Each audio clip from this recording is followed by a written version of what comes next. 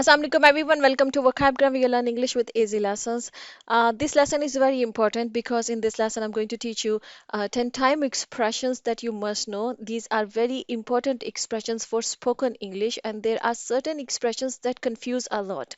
For example, in time, on time, what's the difference between these expressions? Just in time, at times, about time. What's the difference between these expressions? What exactly they mean? Can we use them interchangeably? So I'm going to explain all these questions in this lesson. So I highly recommend you guys watch this lesson till end. I will clear all the confusions, and after this lesson, inshallah, you won't be get confused. Okay, so let's begin. Our first expression is in time.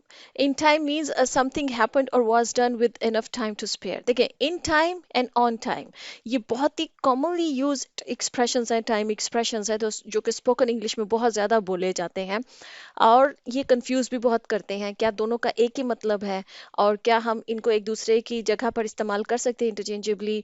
नहीं कर सकते हैं, इनका एक मतलब नहीं है। मैं डिफरेंस क्या है एक्सप्लेन कर देती हूँ। देखिए, इन टाइम होता है जैसे किसी काम को करने के लिए जो डेडलाइन दी गई है, अगर आपने वो काम उस डेडलाइन से पहले कर लिया है तो आपने इन टाइम किया है, उसमें थोड़ा सा आपके पास स्पेयर टाइम है। फॉर एग्जांपल, आपको कोई प्रोजेक्ट दिया गया है, कोई असाइनमेंट दी गई है और आपको सुबह 9 बजे का टाइम दिया गया है कि आपने उस प्रोजेक्ट को सबमिट करवाना है या उस असाइनमेंट को सबमिट करवाना है। ठीक है, अगर आप वो प्रोजेक्ट जो है वो सुबह 6 बजे उसको फिनिश कर लेते हैं और आप जो है वो उस प्रोजेक्ट को जाकर 8 बजे सबमिट करवा देते हैं तो आपने इन टाइम सबमिट करवाया है। ठीक है, मतलब जो भी उसकी डेडलाइन थी आप उसको 8:30 बजे सबमिट करवा देते हैं या पौने 9 बजे सबमिट करवा देते हैं, आपके पास थोड़ा स्पेयर टाइम है। ठीक है, तो आपने जो उसकी डेडलाइन का जो टाइम है उससे अगर उस चीज को पहले कर लिया है तो आपने इन टाइम किया है। ठीक है, जैसे इसका मैंने सेंटेंस ये बनाया कि she finished her project just in time before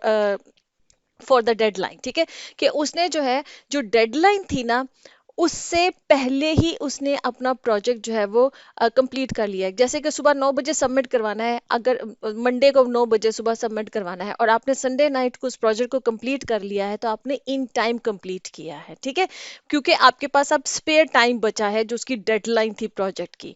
ठीक है, तो जो जो भी काम आप डेडलाइन से पहले कर लें तो आपने इन टाइम किया है। अब ऑन टाइम क्या होता है? ऑन टाइम ये होता है कि जो प्रोजेक्ट की डेडलाइन होती है अगर आपने एग्जैक्ट उस डेडलाइन पर जो है ना वो काम किया है तो आपने ऑन टाइम किया है। ठीक है, जैसे कि अभी प्रोजेक्ट कंप्लीट करने की बात हो रही है, सबमिट करवाने की बात हो रही है, तो अगर जो है वो सुबह 9 बजे का टाइम है, आपने 9 बजे मतलब 9 बजे से थोड़ी देर पहले प्रोजेक्ट को कंप्लीट करके एग्जैक्टली 9 बजे सबमिट करवाया है तो आपने ऑन टाइम सबमिट करवाया है। ठीक है, आपने उसको कंप्लीट भी ऑन टाइम किया है। ठीक है, क्योंकि बिल्कुल एग्जैक्टली जब उसका टाइम पीरियड था, जैसे किसी मीटिंग में आपने मीटिंग की कोई प्रिपरेशन कर रहे हैं, अब मीटिंग जो है वो 12 बजे की है और आप जो भी उसकी प्रेजेंटेशन कंप्लीट कर रहे हैं, आपने जस्ट 12 बजे उस प्रेजेंटेशन को कंप्लीट किया है और आप मीटिंग में पहुंचे हैं तो आप ऑन टाइम हैं। लेकिन अगर आपने अपनी जो प्रेजेंटेशन है उसको आपने 11 बजे ही कंप्लीट कर लिया, ठीक है, तो अब आपने इन टाइम कंप्लीट किया है और आप मीटिंग में आपके पास स्पेयर टाइम है उसको रिवाइज करने के लिए, उसकी करेक्शन करने के लिए, जो भी। ठीक है, तो अब आपने अपने उस जो भी उस प्रेजेंटेशन है उसको इन टाइम कंप्लीट किया है। इसको आप इस एक और एग्जांपल से इस तरह से समझ लें कि जैसे कहीं पर आपको पहुंचना है, सपोज सुबह 11 बजे पहुंचना है। ठीक है, आप कुछ शायद आपके कोई कोई इवेंट है, कोई क्लास है, आपने 11 बजे वहां पर पहुंचना है। ठीक है, अगर तो आप राइट 11 बजे उस जगह पर पहुंचते हैं ना तो आप ऑन टाइम है। लेकिन अगर आप पौने 11 बजे पहुंच गए, आप 10:30 बजे पहुंच गए तो आप इन टाइम है। ठीक है, तो ऑन टाइम का मतलब होता है एग्जैक्ट जो प्रोवाइडेड टाइम होता है, एक्सपेक्टेड टाइम होता है या डेडलाइन जिसको आप कह सकते हैं। ठीक है, अगर आपने एग्जैक्टली उस टाइम पर काम किया है तो आपने ऑन टाइम किया है। अगर आपने थोड़ा पहले कर लिया है और आपके पास एक स्पेयर टाइम बचा हुआ है तो आपने इन टाइम किया है। आई होप के इन टाइम और ऑन टाइम का जो डिफरेंस है वो आपको समझ में आ गया है। नेक्स्ट हमारे पास, अच्छा इसके मैंने एक और एग्जांपल भी बनाई हुई है, ही arrived at the bus stop on time. ठीक है, क्या मतलब है कि बस स्टॉप पे अगर 12 बजे बस का टाइम है, तो आप अगर 12 बजे ही बस स्टॉप पर पहुंचे और आपने अपनी जाके बस कैच की है, तो इसका मतलब है कि आप ऑन टाइम है। लेकिन अगर आप पौने 12 बजे पहुंच गए हैं, ठीक है, आप थोड़ा पहले पहुंच गए हैं, तो फिर आप बस स्टॉप पर इन टाइम पहुंचे। ठीक है, तो आई होप कि आप समझ में आ गया होगा। अच्छा जी, नेक्स्ट हमारे पास है वो है जी जस्ट इन टाइम। अब जस्ट इन टाइम हम कब बोलते हैं? जब आप कहते हैं एन वक्त पर, जब हम बोलना चाहते हैं ना, थोड़ा सा हम ना एम्फोसाइज, मतलब ये भी टाइम, जो टाइम डेडलाइन होती है उसी पर हुआ है काम। लेकिन जब ना आपने, जब हम उर्दू में बोलते हैं ना, उर्दू या हिंदी में हम बोलते हैं कि एन वक्त पर किया, ठीक है, तो उसका मतलब ये होता है कि आपने जो टाइम दिया गया था, जिसमें हो गया, जिसके अगर अगर थोड़ी सी आप देर करते ना, तो मतलब कि फिर वो काम रह जाता, वो हो ना पाता। तो इसको एक्सप्रेस किया जाता है, ये ऑन टाइम की तरह का ही है, लेकिन इसको जस्ट इन टाइम कहने का थोड़ा सा एम्फोसाइज करने की कोशिश की जा रही होती है कि एन वक्त पर किया उसने। ऑन टाइम भी हम यही कहते हैं ना कि हाँ वो वक्त पर पहुंच गया, जैसे इस तरह ही समझिए, जैसे उर्दू में बोलेंगे हम, उसने वक्त पर कर लिया ये काम, उसने ऑन टाइम किया। एंड वक्त पर किया कि राइट उस टाइम पर किया, तो जस्ट इन टाइम किया। ठीक है, उसमें आपके पास जो है ना, मतलब अगर आप जरा सा 1 सेकेंड 1 मिनट भी अगर डिले होता, जैसे कि ट्रेन अगर आपने पकड़नी है, ठीक है, आप ऑन टाइम पहुंचे, मतलब कि जो जैसे 12 बजे का टाइम है तो आप ऑन टाइम पहुंचे। लेकिन थोड़ा सा एम्फोसाइज करने के लिए समटाइम्स हम बोलते हैं ना कि मतलब वो उसने ट्रेन जस्ट इन टाइम जो है ना, वो उसने मतलब ट्रेन पकड़ी है। ठीक है, तो मतलब कि जो एंड वक्त था, अगर 1 मिनट भी उसमें डिले हो जाता ना, तो ट्रेन निकल जानी थी। ठीक है, तो just in time and on time का थोड़ा सा इतना सा फर्क है कि जस्ट इन टाइम हम थोड़ा सा एम्फोसाइज करने के लिए करते हैं। इसका जैसे कि she finish that exam just in time before the time was up. ठीक है, आप देखिए जब एग्जाम होता है, आपको टाइम दिया हुआ होता है कि इतना टाइम है आपके पास अपना एग्जाम सॉल्व करने के लिए, जो भी आप लिख रहे होते हैं। ठीक है, अगर आपने एग्जैक्ट जितना टाइम, जैसे 12 बजे जो है ना, वो आप टाइम खत्म हो रहा है और आपसे पेपर ले लिया जाएगा, आपने 12 बजे अगर खत्म किया है उस टाइम पे, तो आपने जस्ट इन टाइम किया है कि इससे पहले के जो है ना, आपका टाइम जो है ना वो खत्म हो जाता। ठीक है, तो जस्ट इन टाइम उसको एम्फोसाइज करने के लिए है। ठीक है जी, एंड वक्त पर उसने खत्म किया है। अच्छा जी, नेक्स्ट है हमारे पास ओनली जस्ट इन टाइम। अब ओनली जस्ट इन टाइम जो होता है ना, उसका ये मतलब होता है कि फ्यू सेकंड्स जस्ट रहते थे। ये मजीद एम्फोसिस करने के लिए कि इसमें थोड़ा सा ये बताने कि बिल्कुल लास्ट मोमेंट पे आपने वो काम कंप्लीट किया है। अगर इसमें भी यही होता है कि जैसे फ्यू सेकंड, मतलब आप समझ लें कि 5 सेकेंड्स बिफोर 10 सेकेंड्स बिफोर आपने जो है ना वो उस काम को कंप्लीट कर लिया, तब आप कहेंगे ओनली जस्ट इन टाइम। आप इसको ये समझ लीजिए, ऑन टाइम आप बोल रहे हैं वक्त पर, जस्ट इन टाइम आप बोल रहे हैं एंड उस वक्त पर, and only just in time आप बहुत ज्यादा एम्फोसिस कर रहे हैं कि बिल्कुल लास्ट मोमेंट पे किया है। ये जस्ट ये जो एक्सप्रेशंस है ना, इसमें जस्ट आप पीछे की, आप समझ लीजिए कि आपके कहने की जो सेंस है ना, जस्ट उस पे एम्फोसिस करने के लिए, उस पे फोकस करने के लिए इनमें हल्का सा डिफरेंस है। ऑन टाइम का भी मतलब यही कि वक्त पर, जो डेडलाइन थी। जस्ट इन टाइम का मतलब यही है कि एन वक्त पर। ठीक है, जब जैसे हम बोलते हैं, थोड़ा सा एम्फोसिस किया, थोड़ा सा जोर डाला। And only just in time का मतलब भी यही है कि बिल्कुल थोड़ा सा वक्त रह गया था, लास्ट मोमेंट पे वो काम हुआ है। ठीक है, बस एम्फोसिस जो है ना, इस पे जरा जोर या एक्सप्रेस करने का थोड़ा सा डिफरेंट तरीका है। ठीक है जी, जैसे कि he finish the report only just in time for the meeting, कि मीटिंग अगर 12 बजे की थी, तो उसने बस अपना जो जो रिपोर्ट वो तैयार कर रहा था, जो उसने मीटिंग में जाकर अपने बॉस के सामने प्रेजेंट करनी थी, ओनली जस्ट इन टाइम के उस वक्त 12 बजे से फ्यू सेकंड्स बिफोर उसने वो कंप्लीट किया, और वो बस उस रिपोर्ट पकड़ी और मीटिंग रूम में भागा। ठीक है, तो ये इतना सा है। यहाँ पर आप जस्ट इन टाइम भी कह सकते हैं, लेकिन ओनली जस्ट इन टाइम कहने का मतलब थोड़ा सा और ज्यादा जोर देना कि बिल्कुल लास्ट मोमेंट पे उसने कंप्लीट किया है। ठीक है जी। अच्छा जी, जैसे एक और है कि she caught the train only just in time before it left the station. इसमें थोड़ा सा जोर दिया गया है कि अगर वो थोड़ा सा 1 सेकेंड फ्यू सेकेंड्स भी लेट होती ना, तो क्या होना था कि ट्रेन निकल जानी थी। ठीक है, तो ओनली जस्ट इन टाइम जो है ना, वो उसने ट्रेन अपनी पकड़ी है। अच्छा जी, नेक्स्ट हमारे पास है अबाउट टाइम। अच्छा, अबाउट टाइम हम तब यूज करते हैं जब हमने ये कहना हो कि मतलब अ, ये काम पहले कर लेना चाहिए था, लेकिन अब किया है तो शुक्र है कि कर लिया है। ठीक है, ये हमेशा एम्फोसिस करने के लिए होता है किसी काम को, अगर आप ये समझते हैं कि ये जरूरी था होना, ठीक है, ये हो जाना चाहिए था। और किसी इंसान ने थोड़ा सा उस काम को करने में डिले किया है तो उस वक्त आप कहते हैं कि अबाउट टाइम, कि मतलब राइट टाइम पर ये हो गया है, अच्छा है कि ये कर लिया है, ये पहले ही हो जाता तो बेहतर था। लेकिन आप साथ में ये भी कह रहे होते हैं अबाउट टाइम के टाइम पे कि शुक्र है कि ये कर लिया है क्योंकि ये ज़रूरी था, ये बिल्कुल राइट टाइम था, इसको तो पहले ही कर लेना चाहिए था, लेकिन थैंक गॉड कि तुमने इसको अब कर लिया। एक अप्रिसिएशन दी जा रही होती है, ठीक है, इसमें कहा जा रहा होता है कि हाँ भाई ये इस वक्त वक्त है कि इसको कर लिया जाए, ठीक है, किसी काम को करते वक्त, ठीक है। जैसे कि एक्सप्रेशन है, he finally apologise for his behaviour, it's about time, ठीक है, किसी ने कोई बदतमीजी की, अब आप एक्सपेक्ट कर रहे हैं कि उसको अपोलोजाइज कर लेना चाहिए, लेकिन वो माफी मांगने में देर कर रहा है, लेकिन कुछ अरसे के बाद वो सोच कर वो कहता है कि अच्छा ठीक है मैं माफी मांगता हूँ जाके, तो तब आप कहेंगे कि फाइनली अपोलोजाइज, मतलब कि फाइनली उसने जो है ना वो माफी मांग लिया है, इट्स अबाउट टाइम, मतलब ये बिल्कुल ठीक टाइम है, इसको तो पहले ही कर लेन माफी मांग लेनी चाहिए थी, थोड़ा उसने डिले किया, लेकिन थैंक गॉड कि उसने माफी मांगी है। अबाउट टाइम का मतलब ये होता है कि आप ये कहना चाह रहे होते कि ये काम पहले ही कर लेना चाहिए था, लेकिन अब किया है तो भी अच्छा है, ठीक है, ये चीज है इसमें। जैसे कि इसका ये है कि it's about time you started studying for the exam, मतलब कि तुम्हें पहले ही अपने एग्जाम्स की के लिए जो तैयारी थी वो शुरू कर देनी चाहिए थी, लेकिन अच्छा है कि तुमने अब शुरू कर दी है, ठीक है, ये इस सेंस में अबाउट टाइम जो है ना वो यूज किया जाता है। अच्छा जी, नेक्स्ट हमारे पास है इन गुड टाइम। इन गुड टाइम हम जो है ना तब कहते हैं कि जब आपने किसी काम को, जो उसकी डेडलाइन है, वही वाला बात जो इन टाइम में मैंने बताया था, कि आपने उसको डेडलाइन को से पहले उसको उसको जो है ना थोड़ा सा आपने, मतलब कि आपके पास रूम है, आपके पास मतलब कि काफी टाइम है कि उसको करने के लिए, आपको ज्यादा, जब आपने ये कहना चाह रहे होते ना कि आपके पास ज्यादा रश करने के लिए, ज्यादा भागम दौड़ करने के लिए होता है ना, कि जब आपके पास टाइम थोड़ा हो तो अपने कोई काम करना हो तो उस वक्त आपको बड़ी जल्दी पड़ी होती, जल्दी जल्दी जल्दी जल्दी जल्दी।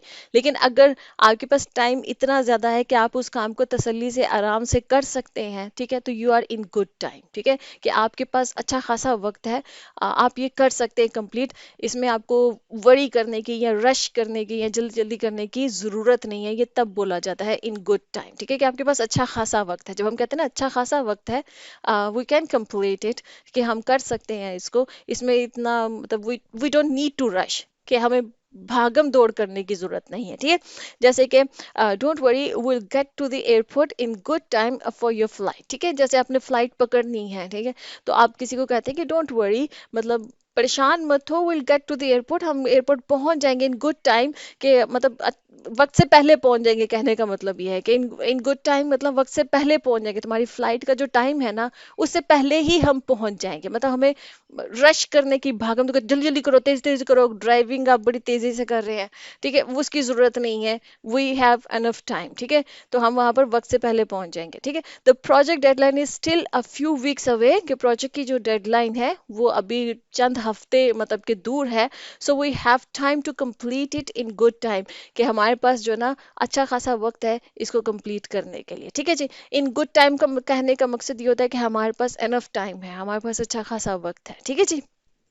अच्छा जी, नेक्स्ट हमारे पास है वो है इन द मीन टाइम, ये भी बहुत कॉमनली बोला जाता है, और इसका मतलब ये होता है कि एक काम हो रहा है, अब वो कंप्लीट होने में टाइम लेगा, तो उस दौरान हम ये कर लेते हैं, जब हम ये कहते हैं ना कि उस दौरान हम ये कर लेते हैं, तब हम बोला जाता है इन द मीन टाइम, ठीक है।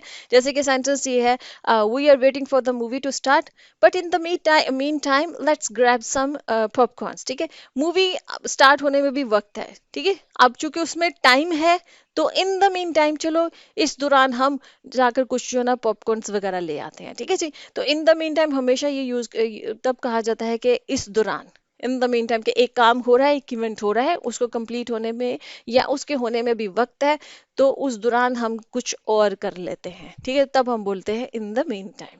अच्छा जी, नेक्स्ट हमारे पास है वो है किल टाइम। किल टाइम जब तब बोला जाता है जब हमने ये कहना होता है कि हमारे पास ना कुछ वक्त है, और उस वक्त को ना कहीं पर वक्त गुजारी जिसको बोलते हैं ना उर्दू में, तो उसको किल करना, टाइम को किल करना कहते हैं, ठीक है।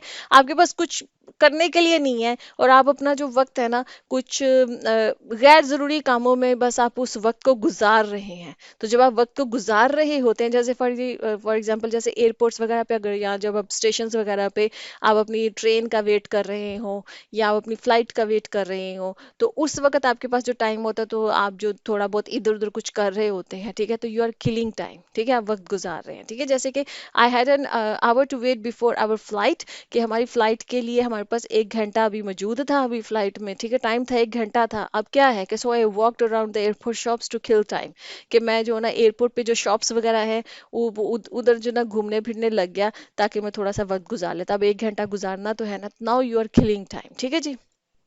अच्छा जी, नेक्स्ट है जी एट द बिगनिंग, और इसके अगला है इन the beginning. Eight the beginning और इन द बिगनिंग में जो ना वो फर्क है। अब क्या फर्क है? नहीं फर्क है। नहीं है फर्क इन दोनों में, दोनों का सेम मीनिंग है, हल्का सा डिफरेंस है। अब वो मैं बताती हूँ नेक्स्ट में, जब इन द बिगनिंग में एक्सप्लेन करूंगी। एट द बिगनिंग का क्या मतलब होता है? शुरू में, ठीक है। इन द बिगनिंग का मतलब ये होता है शुरू में, ठीक है। अब कहाँ पर एट द बिगनिंग और कहाँ पर इन द बिगनिंग यूज किया जाता है, मैं आपको एक्सप्लेन कर दूं, ये दोनों इंटरचेंजेबली भी यूज हो सकते हैं, ठीक है। इनका मतलब एक ही है, बस हल्का सा डिफरेंस है, बताती हूँ मैं। जैसे कि एट द बिगनिंग जो है ना, हम कॉमन जब कन्वर्सेशंस में हम जब बोलते हैं, डेली रूटीन में जब हम बातें कर रहे होते हैं ना, तो तब मोस्टली जो है ना एट द बिगनिंग यूज होता है, कि शुरू में तो ये बात ऐसे थी, या शुरू में ऐसे हुआ, ठीक है। तो तब हम at the beginning, mostly spoken English में एट द बिगनिंग यूज होता है, ठीक है जी। At the beginning of the movie there was a disclaimer about violence, के मूवी के स्टार्ट में, मूवी जब शुरू हुई, तो वहां पर डिस्क्लेमर आ गया था कि भाई इस मूवी में जो है ना वो वायलेंस है, इसमें खून खराबा है, लड़ाई झगड़ा है, ठीक है जी। जैसे कि आई struggled with spoken English at the beginning, के शुरू में मैंने अपनी स्पोकन इंग्लिश पे थोड़ा सा मैंने स्ट्रगल किया, मुझसे नहीं बोली जाती थी, बट विद प्रैक्टिस, लेकिन प्रैक्टिस के साथ आई बिकेम मोर कॉन्फिडेंट, कि मुझे फिर कॉन्फिडेंस आ गया, तो मैं जो ना वो मतलब कि फ्लुएंटली बोलने लग गई या लग गया, ठीक है जी। तो एट द बिगनिंग का मतलब है शुरू में, ठीक है जी। अब इसी तरह से इन द बिगनिंग का मतलब भी शुरू में होता है, हल्का सा फर्क है। इन द बिगनिंग ज्यादातर जो है ना वो जोर देने के लिए, जिस चीज के बारे में बात हो रही होती है ना, वो बात अगर बहुत इंपॉर्टेंट है, वो बड़ी सिग्निफिकेंट है, बड़ी इंपॉर्टेंट है, तो उस वक्त जो है ना इन द बिगनिंग मोस्टली यूज किया जाता है। आप देखिएगा रिलीजियस बुक्स में, टेक्स्ट बुक्स में या स्टोरी बुक्स में ज्यादातर आपको इन द बिगनिंग जो है ना वो मिलता है। वो सिर्फ और सिर्फ जो है ना वो एम्फोसिस करने के लिए होता है, लेकिन जब हम स्पोकन इंग्लिश में यूज ज्यादातर एट द बिगनिंग यूज होता है, लेकिन इन द बिगनिंग भी यूज कर सकते हैं। ये एक दूसरे के इंटरचेंजेबली यूज हो सकता है। तो अगर आपने याद रखना है तो आप इस तरह से इसको कर सकते हैं, जो मैं भी करती हूँ, कि एट द बिगनिंग ज्यादातर आप जो है ना वो स्पोकन इंग्लिश में यूज कर लें, लेकिन जब आप राइटिंग में कर रहे हो तो mostly in the beginning use होता है, ठीक है जी।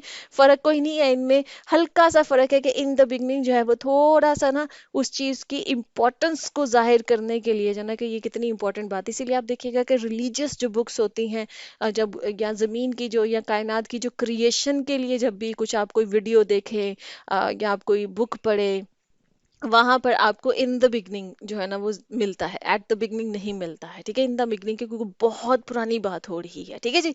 तो in the beginning there was only darkness and chaos, के शुरुआत में सिर्फ अंधेरा था और chaos था, कायनात में और कुछ नहीं था, ठीक है। जैसे कि the book starts with the phrase in the beginning God created the heavens and the earth, कि जो बुक थी उसमें जो है ना वो इस फ्रेज से उस बुक में स्टार्ट हुआ, जो भी जो जिस बारे में भी वो बुक थी, कि शुरू में खुदा ने जो है वो आसमान बनाए और ज़मीन बनाई, ठीक है जी।